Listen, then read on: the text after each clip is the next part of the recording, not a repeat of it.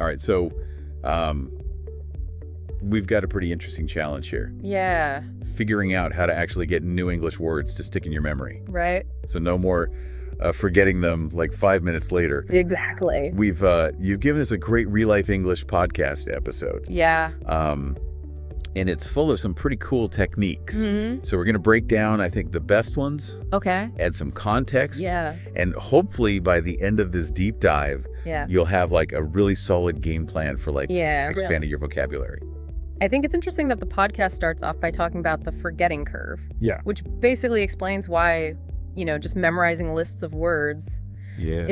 It's a recipe for frustration. Yeah, it's so true. Oh, yeah. I mean, I've definitely been there, like just staring at flashcards and feeling like the words are evaporating from my brain. Right. So tell me a little bit more about this forgetting curve. Okay. What's the science behind it? So it goes all the way back to a psychologist named Hermann Ebbinghaus. And he was studying memory back in the late 1800s. Wow. And what he found was that we tend to forget about half of new information within an hour. An hour. If we don't do anything to reinforce it. Oh, wow. And then that jumps to like 80% within a few days. Oh, my God. So if you're just passively like reading definitions, right, the chances of you actually remembering those words are pretty slim. Okay, so simple memorization is not the answer. Right. So what does the podcast suggest instead? Yeah, so they go into a lot of detail about different techniques. Mm-hmm. One of the most powerful ones, I think, is association. Okay. Which is basically the idea of linking a new word to something you already know. Yeah. So it could be a vivid image or like a personal experience, an emotion, maybe even a song. Right. So making these connections really helps to solidify that word in your memory. That makes a lot of sense. I mean, our brains love patterns and connections. Right. They're wired to remember things that have meaning and context. Yeah, exactly. So the podcast gives this great example. Right. They talk about the word serendipity. Okay. So imagine walking down the street and you find a $20 bill just lying there. Okay. That unexpected stroke of luck. Right. That's serendipity. Oh, okay. So by linking the word to like a concrete, relatable image, it becomes much easier to recall. That's a great visual. Yeah. And I think that definitely makes serendipity more memorable than just like a dry dictionary definition. Absolutely.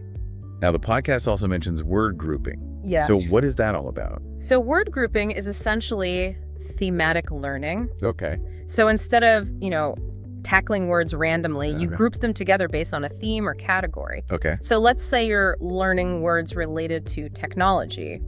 You might group together words like algorithm or interface, cybersecurity. Okay, so it's kind of about creating like these mental clusters of related words. Yes. Almost like building a mind map. Exactly. But for vocabulary. And what's interesting is that this approach really aligns with how our brains organize information naturally. That makes sense. So when we group similar concepts together, it becomes easier to recall them because they're stored in a connected network in our memory. I'm already starting to see how these techniques are so much more effective than just like rote memorization. Right. They're really tapping into how our brains actually work. Yeah. That's great. And another really cool technique that the podcast explores is the use of mnemonics. Oh, mnemonics are awesome. Yes. I use those all the time in school. Right. It's like little mental shortcuts that help you remember tricky information. Yeah, they turn learning into like a fun, almost game-like experience. Yeah. And the podcast gives some clever examples. Okay.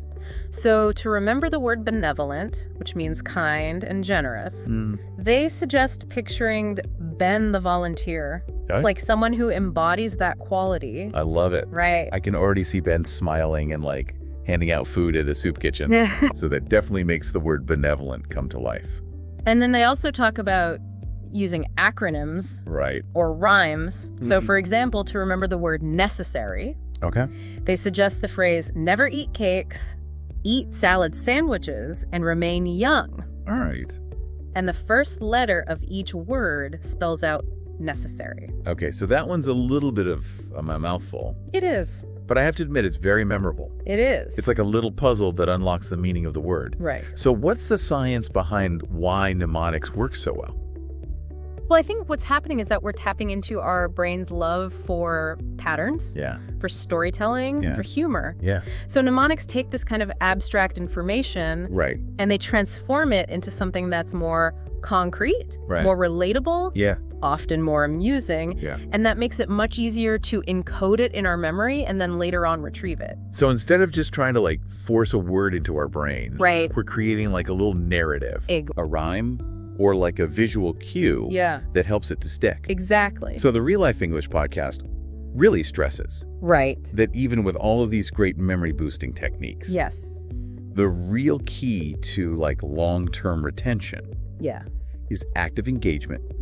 Actually using the words that you learn in real life situations. It's the use it or lose it principle. It's like working out a muscle. If you don't use it, it gets weaker. Exactly.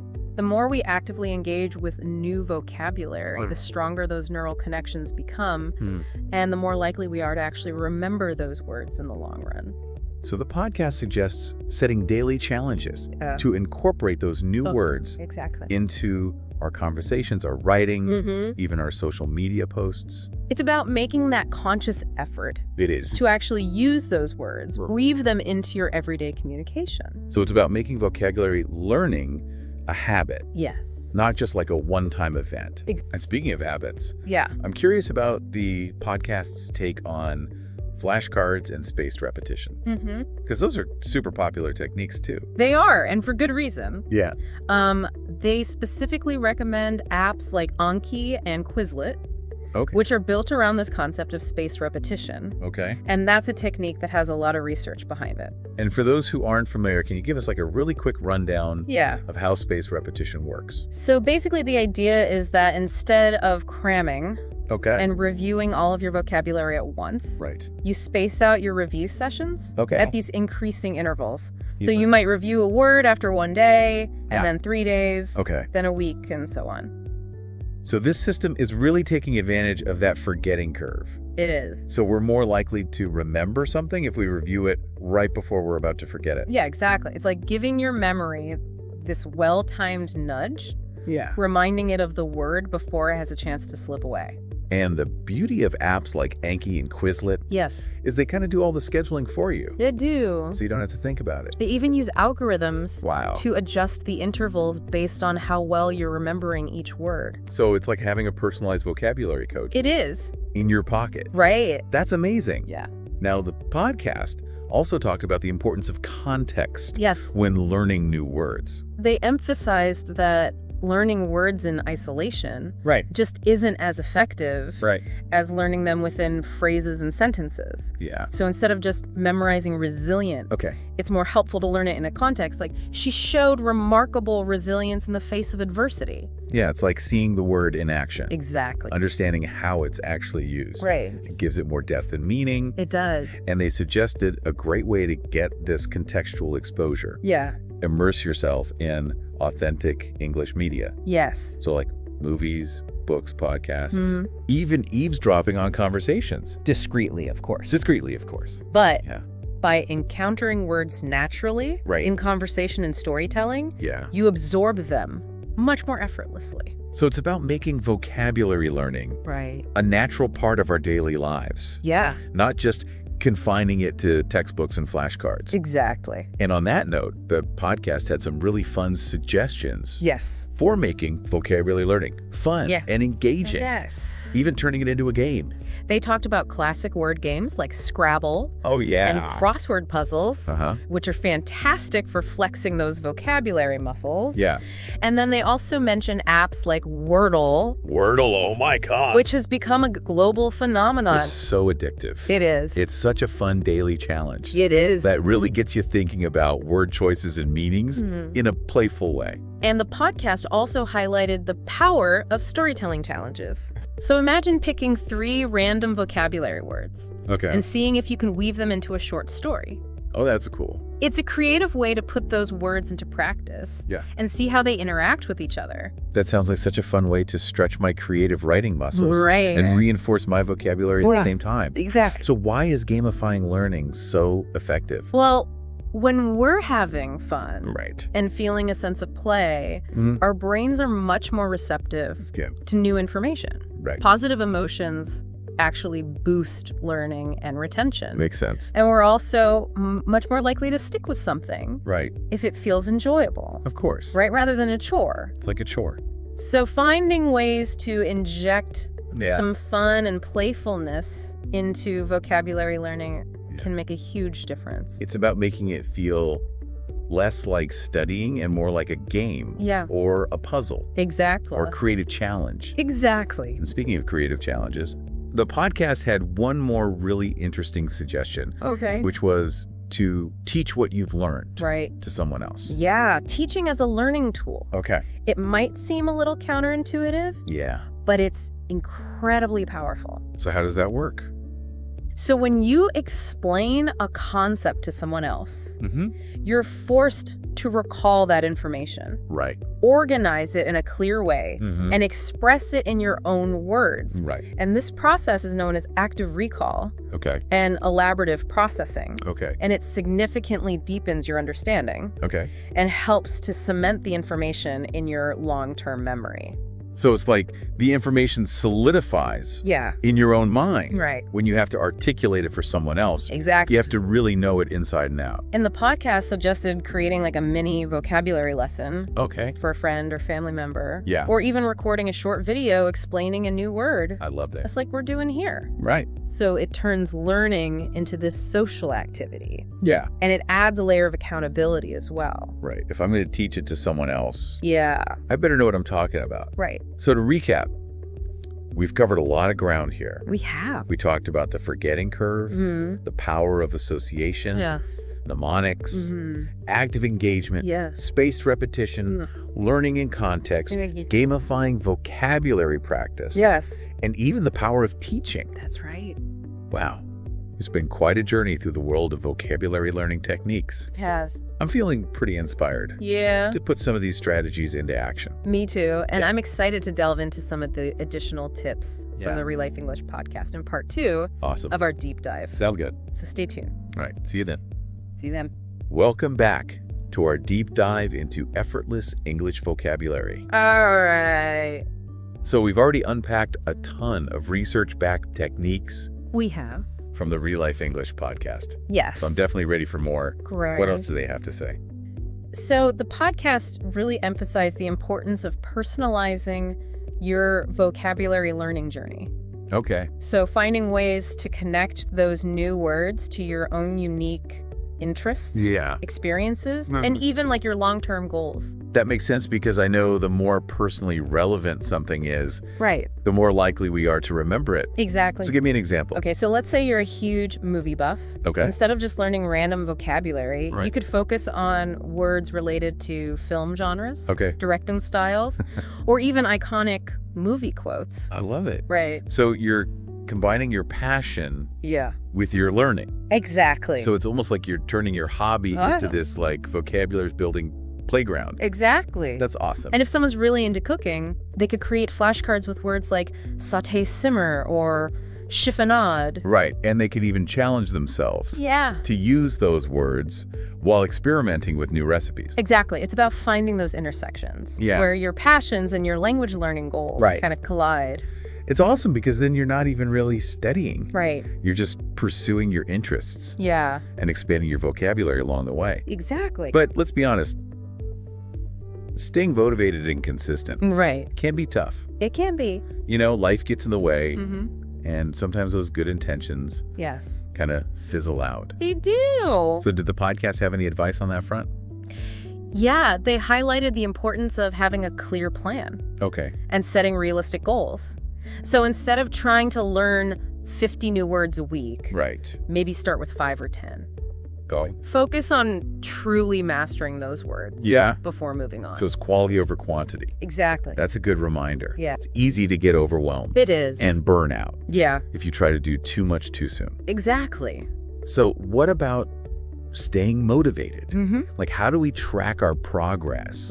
And celebrate like those little wins along the way? So they talked about how important it is to acknowledge those milestones, no matter how small. It's like running a marathon. You need to celebrate those mile markers along the way. I will love that analogy. To stay motivated and keep moving forward. And it reminds me of another really important piece of wisdom that the podcast shared. What's that? Which is to be patient with yourself. Oh, that's so crucial. Learning a language. Right. Especially mastering vocabulary. it takes time and effort. It does. It's a journey. Yeah. Not a sprint. Right. There will be days when you feel frustrated. Totally. But just remember that everyone learns at their own pace. And comparing yourself to others isn't helpful. It's not. It's about focusing on your own progress, not perfection. Right, and embracing those setbacks as part of the process. Exactly. And that's where I think like having a growth mindset really comes in. It does. So instead of seeing mistakes as failures, you view them as opportunities to learn and improve. Each mistake is valuable feedback. It is. Right. Yeah, it's about focusing on continuous improvement. Yeah. Not beating yourself up for not being perfect. Exactly. Now, did the podcast mention any external resources or communities that can help with vocabulary learning? They did. They encouraged listeners to explore the wealth of resources available, both online and offline. So things like language learning apps, websites, books, dictionaries, even online forums and language exchange groups. Connecting with other learners can be so motivating. It can be. Because you can share tips, practice conversations, and just support each other, like the ups and downs. Exactly. It's like having this built-in support system for your language learning journey. You don't have to go it alone. You don't. And one final thought from the podcast that I thought was really powerful was this idea of viewing language learning. Particularly vocabulary acquisition as a form of self-discovery. Oh, that's interesting. Yeah. So what do they mean by that? So as you learn new words, you're not just expanding your vocabulary. You're also gaining new perspectives and new ways of expressing yourself. You might encounter words that resonate really deeply with you.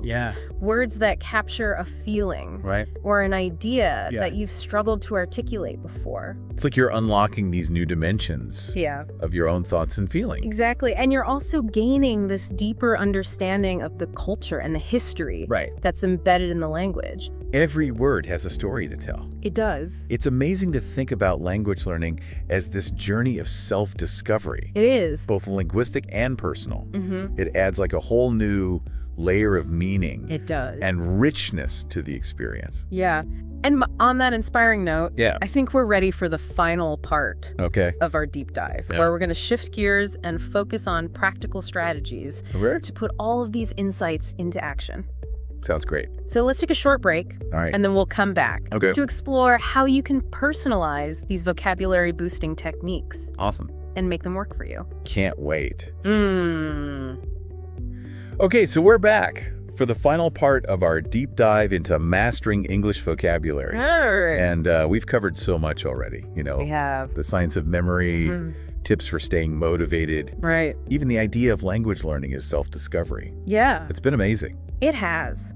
But now I think it's time to get practical. So how can we actually apply all of these techniques to the words that we're trying to learn? All right, so it's time to put these techniques to the test.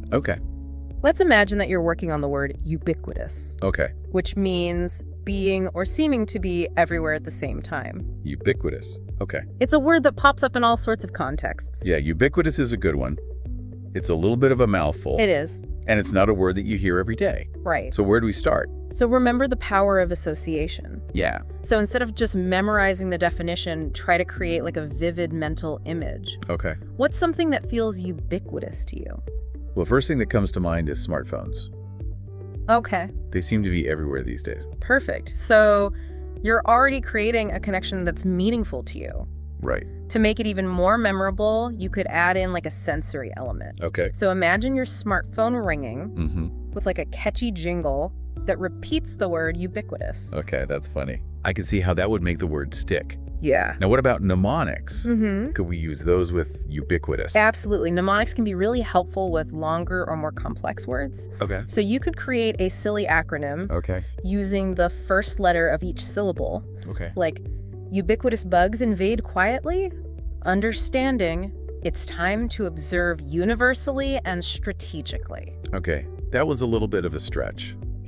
But I have to admit, it is memorable. It is. And it breaks the word down into smaller chunks. Yeah. And often the sillier and more outlandish the mnemonic, the better it sticks in your memory. Okay. So once you've got those mental hooks, the image and the mnemonic, then it's time to put the word into action. Right. Because remember, use it or lose it. Exactly. So how would I actually use ubiquitous in a real life situation?